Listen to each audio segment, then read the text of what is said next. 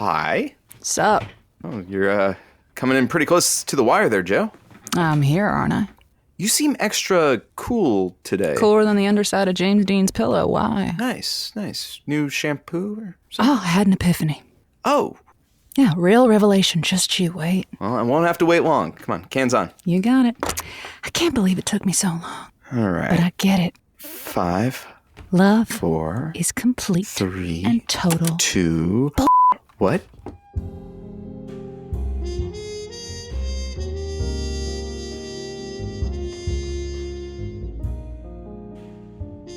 Good night, cuties. Welcome to Josie's Lonely Hearts Club. I'm your host, Josie Heller. Let's spend the night together. I don't say it enough, my desert stars, but boy do I appreciate you. Sometimes life is a way of reminding us who's in charge. Newsflash, it ain't us. For a minute there, I almost forgot why this club of ours exists. To be a lighthouse bordering the sea of love, where we, tempest-tossed, crash onto the shore like beached dolphins tangled in plastic nets, only to flop, despondently, far from the pod we once knew, bamboozled by romance's capricious little mind games. But I remember now. You're my people. And what have we got, if not each other? I mean, our partners? I mean, even if they are who they say they are they who we need them to be? And if we don't know what we need, which is perfectly acceptable, then how are they supposed to give it to us? Who can afford to be that trusting in this economy? Why do we even bother? I can't believe I fell into the old ditch of Pollyanna, moonbeams, and primroses, Polly Pocket playset horse hockey. Especially when love, as we all know, is an ornery predator who never shall rest until her vengeance is felt upon each plane of existence, and all dreary mortals are under her thrall. Don't shoot the messenger, cuties. I'm just telling the time. You know, sometimes I feel like Groucho. Why would I be in a club that would have me as a member? But you changed my mind. So let's rev up the old grief blower and vent. It's time we sat down, grabbed the knitting, and had ourselves a good old-fashioned stitching bitch. Spin me a yarn. It's 505-555-KDNM, and please, don't skimp on the salt. Frank, who's up first? All right. I suppose we have Colby calling in from Anthony. Colby, welcome to the show. Yeah, I've been in thought was a committed relationship for 2 years, 2 months, 8 days, and 4 hours. I don't know, Josie. I thought this one was the one. Yeah. Jackson, that's her name. She's adventurous. She's smart. She's great in bed. She's got my sense of humor. I just love her so much. Mm-hmm. Where's the catch? The other night, while we were making sweet, passionate love on the floor, she called me Kobe. Josie, my name is Colby with an L, and I feel like the biggest L alive now. Kobe? Yeah. We hiked Kilimanjaro together. So who is this Kobe? That's what I want to know. I mean, who's she thinking about? Maybe she's... 2 months, 2 years, 8 days too long is what it sounds like to me. But... Jackson's stepping out on you with somebody named Kobe? Aren't you supposed to tell me that the names are very similar and that maybe she just misspoke? Yeah, well... That's what she said. She said Colby, but I misheard it. I know that a lot of other hosts might tell you that. They might say that on the surface, this seems like a really honest mistake. Maybe the L didn't make its way into your name. Right, thank you for... That's, it makes me... You know what? I'm going to tell you the truth. What? You have every right to be upset right now. I do? Because I think that was a little Freudian slip. How do you know that Jackson isn't purposefully finding men with names similar to you so that she doesn't slip up? She's got a Kobe. She's probably got a Coldy, She's got this harem who are on the line just like you. She has a harem? That's what I think. We skydived tandem in Greenland as the northern lights sparkled around us and she proclaimed her love to me And that sounds like a lot of fun. That manipulative so-and-so. I don't have words. You just said words. You called her manipulative so-and-so, and I don't... Yeah, where's she right now? Work? Probably. Unless she's not. Is she? I don't know. What? Exactly. You don't know anything anymore. I don't know anything anymore. She's not at work. She's not at work. She's with Kobe. She's with Kobe. You're in a bit of a state right now. I'm in a bit of a state right now. So it's understandable. It is understandable. And you're just gonna push through this. You're gonna knuckle down, and on the other side, it'll feel so much better. I'm gonna push through this with my knuckles down, and on the inside, it's gonna feel like knuckles. Better, I mean. Well, look, you've got a long road to hoe, but listen, you can call back anytime you want. You have a great rest of your night, okay, Anthony? My name is... Well, Frank, let's get this show on the road and keep things going. What else have we got? Okay, coming up next we have Hazel from Albuquerque. Hazel from Albuquerque, welcome to the show. Thanks, Josie. Just to jump right into it, my partner and I split up a month ago, I would say. And, it's been hard. I just keep finding all his stuff. And it brings it all back up. I've called him a couple times. He's come by to pick things up, but honestly, it just feels like it's reopening the wound every time. We talk about why things ended and what, are you seeing anyone? It's just really hard. I'll tell you what he's trying to do. He is trying to weasel his way back into your life, back into your good graces, and more importantly, into that apartment. You better box up all that stuff, and you got to take care of yourself. This is your house now, and it is your apartment to live in by yourself now that you are a newly emancipated woman. Yeah. And you can put all of his trash where it belongs, on the curb, and that's where he can pick it up. If he's got something to say to you, he can just take a long walk off a short pier because you're not going to hear it anymore. Isn't that right, Hazel? Yes, that's exactly right, Josie. I feel like he's trying to trick me into coming back over to get his books. I've got a box here of all of his crap and all of his meds for his seizure disorder and his sports collectibles. You should have packed better. If you were going to leave me, take everything. Exactly, Josie. You are so helpful. This is exactly right. He doesn't need any of that. I'm going to throw it all away. Burn it. Burn it. I'm going to burn it. Then, it's a little ritual for you, and that will feel so freeing. It's going to be like a cleanse. Purification by fire. Exactly. And I'll block his number. Block it, yes. I know I'm his emergency contact, and he's like, I'll die without my meds, Hazel, but I just need to If they were so important, you would have taken them with you in your overnight bag when you went on to take the rest of your life, okay? So spare me the sob story, bucko. Hey Josie, not to jump in there. Hey Hazel, are these the only meds he has? I mean, maybe. It's not really my responsibility anymore to keep track of if he has his meds or if he's taken his meds or if he's been gone for a month. Yeah. He's a big boy. I know that the pharmacy he used to use would only give him a refill every 60 days, but it's only been 30, so he probably has at least some left. Yeah.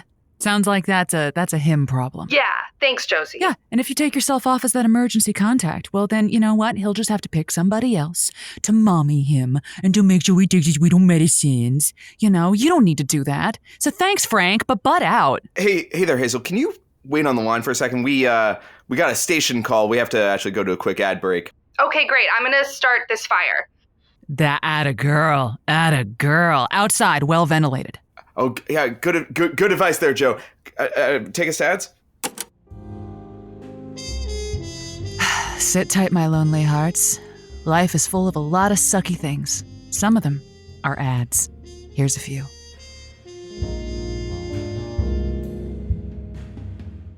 Okay. Mm-hmm. Joanne, Huh. we are 10 seconds to switching to a best of Josie if you can't get your shit together. Oh, can't you handle the truth? I can't handle the manslaughter charge. Oh, you can't spell manslaughter without laughter, Frank. Does it look like I'm laughing, Joanne? Tell that girl to give her ex the meds, or I'm taking you off. Why? So he can go on cheating on her? Okay. So the thing about breakups is however long you've been together, you take 10% of that time, and that's how long it's going to go on sucking for. So Hazel should just move on. No, I'm talking about you and Alex. Alex and I didn't break up, Frank. We weren't ever together. So what is 10% of nothing? And who gave you the right to tell me what I can and can't say on air? That's literally my job description. Well, this isn't about Alex. Great. That is great to hear. So now you're going to tell Hazel to give back the meds, and I swear to you, you will thank me tomorrow. Oh, fine. You're probably right. I'm just getting carried away. I'm sorry. Look, just put me back on and don't worry, I'll set her straight. Thank you. Mm-hmm. All right. We're back. Thanks.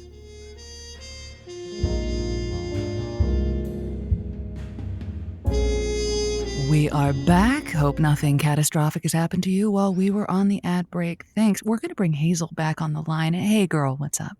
During the ad break, I was talking to Frank, and he said a lot of things, and I just want to let you know, he is an enormous, stupid dork, and nothing he said is worth listening to. You know, I could kind of feel that, like, you know, anti-feminist energy coming from him when he was trying to control our conversation. Yeah, there was a little bit. He was kind of spreading into the airwaves. Do you know what I mean? Just sort of, yeah. Like mansplaining, like how like meds work and a pharmacy works. Anyway, look, you have got the rest of your radiant life to get back to. I really appreciate your support. You've been a real help, Josie. Thanks. You bet. Stay strong. Oh, now you're not going to talk to me? Cuties, if you're listening right now, the reason I'm not talking to somebody is because Frank is giving me the silent treatment. Like an adult. We have Shauna calling in from Alamogordo.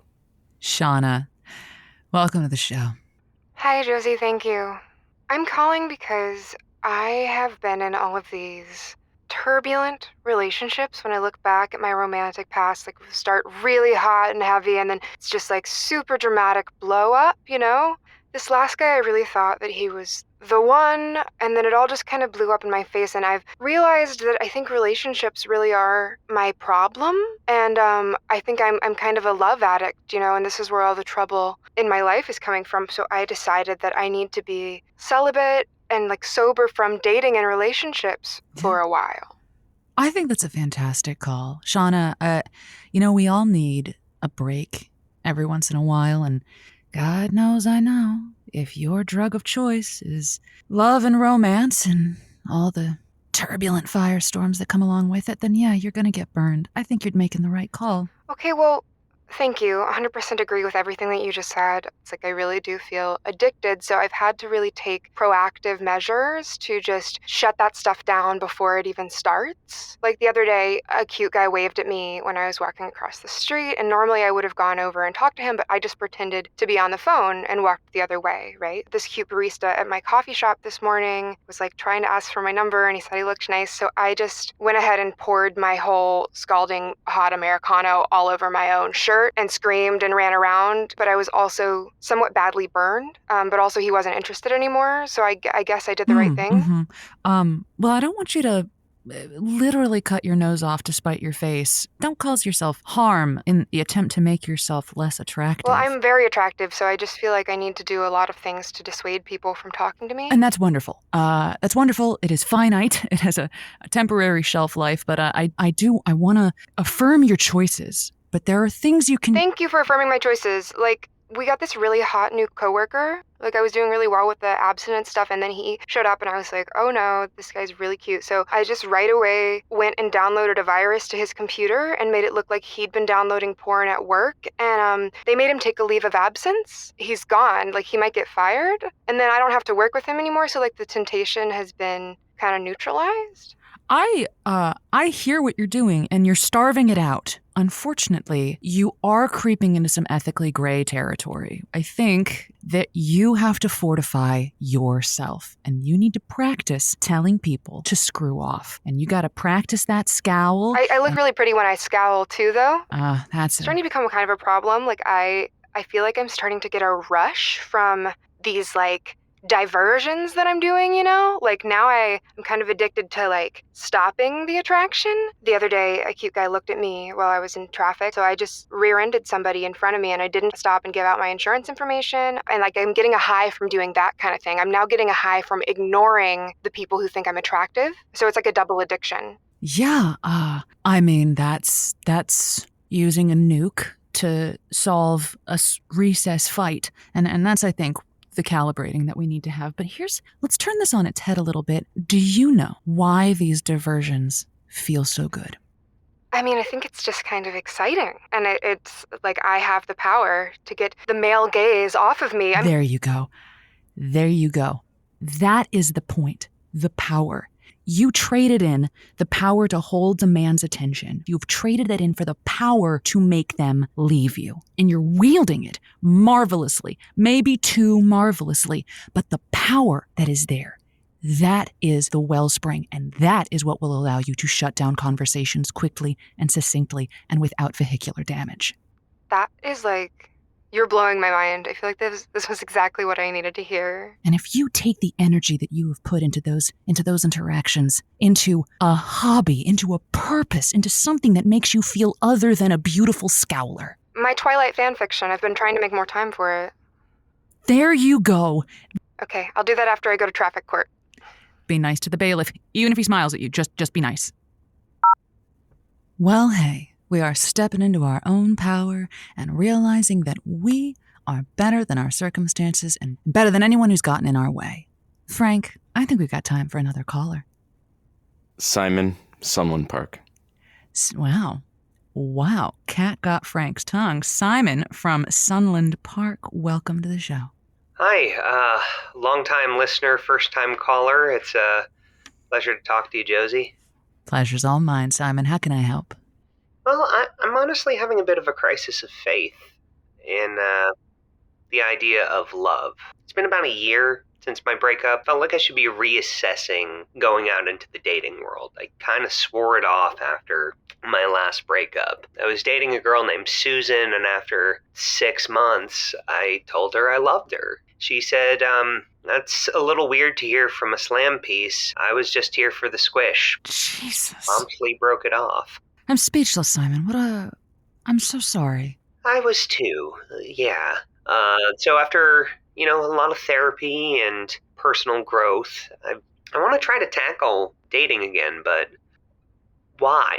52% of people get divorced, and every single person that I've ever loved didn't work out. What's to say that this one will? Or that there is another one? I could go out there and date and get nothing.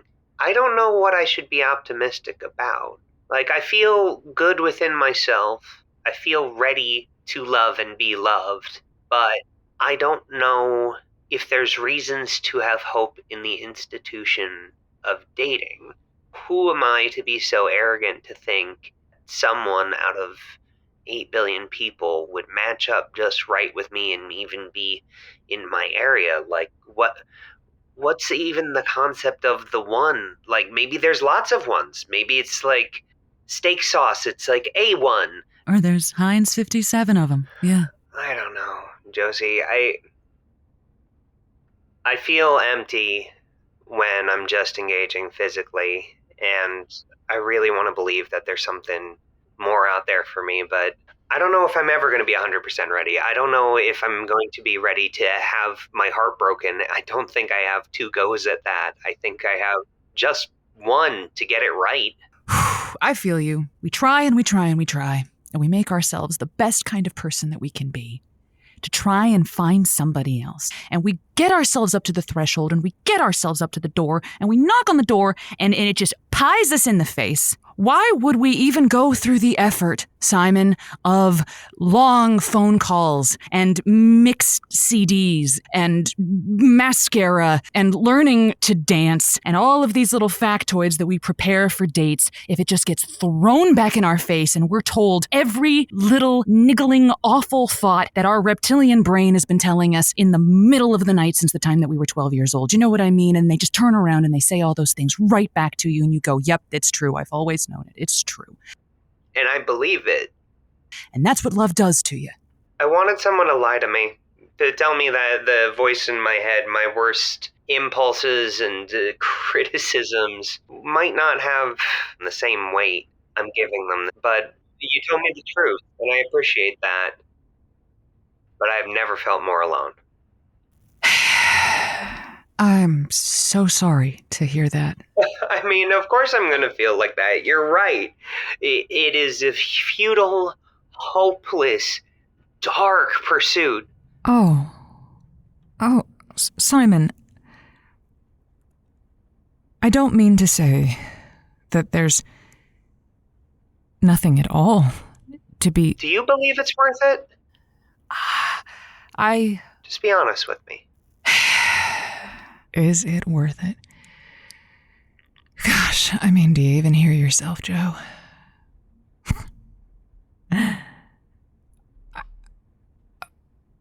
Just listen.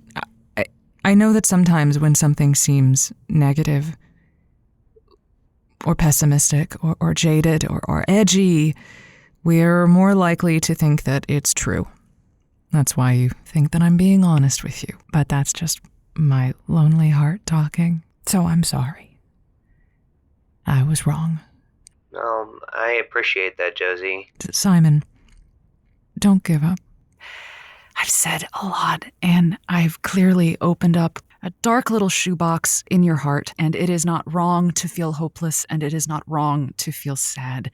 And sometimes, when you host a radio show, you're a sulky little asshole is what it is, and you don't want to admit. I'm a sulky little asshole? No. Sorry, Simon, that's me. You gotta respect love. And in order to do that, you have to come as you are. You can't go in lying, hiding. Love works when you go in open and hopeful and maybe a little bit fearful and curious. I just keep tilting at that windmill is all. If you don't feel ready, then don't do it.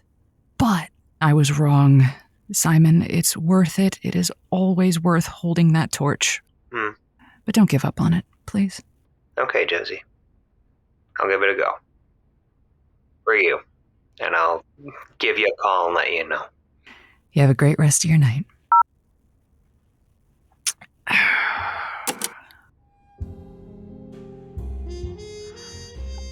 Well, what a night. What a night, my lonely hearts. I hope we all learned a little something about courage, about trust. Keep your hot little hands off that dial, because we've got some excellent programming coming up on KDNM. As Frank knows, the show coming right up is it's Felt Works with a question mark. Felt Works. Yeah, all of you do-it-yourselfers at home throughout New Mexico may have been struggling to complete that craft project or home improvement project and meet the team that is wondering whether you can just use felt. They'll try it for epoxies, insulation, bird houses, what have you. Every week they take a new creation challenge and they just try doing it with felt. So far, over the last 6.5 seasons, it has never worked, but maybe this time will be the day.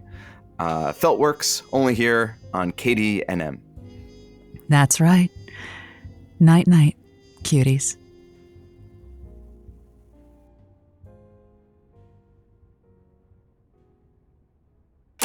All right, we are clear. Listen, I don't want any of your classic Frank I told you so's. Believe it or not, Joe, I have been where you are. I've jilted and been jilted a dozen times. And it's easy to let it drag you down, but you're letting the sadness of the swamp get to you. Fight against the sadness, Artax. Did you just quote the never-ending story at me? Nope. It sucks, though. Yeah, it does suck.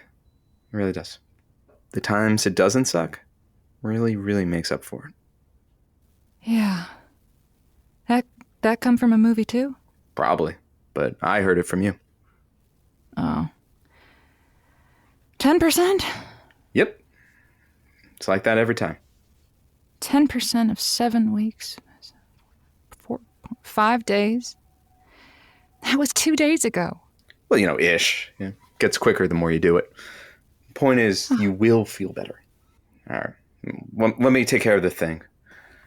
Okay. I'll see you next week then. See you next week. I got a movie to rent. Josie's Lonely Hearts Club was created by Maximilian Clark and Rachel Music. Our callers this week included the talents of Michael Mao, Laura Holliday, Brendan Sokler, and Callie Davey. This episode was edited by Eliza Brugger. Josie's Lonely Hearts Club is brought to you by the Good Story Guild. Be a champion. Follow them at Good Story Guild or join their Discord. Join the conversation. And if you enjoyed the show, tell your friends or something. Make them listen to it. Say, it will hurt me if you don't listen to this show. See you next week.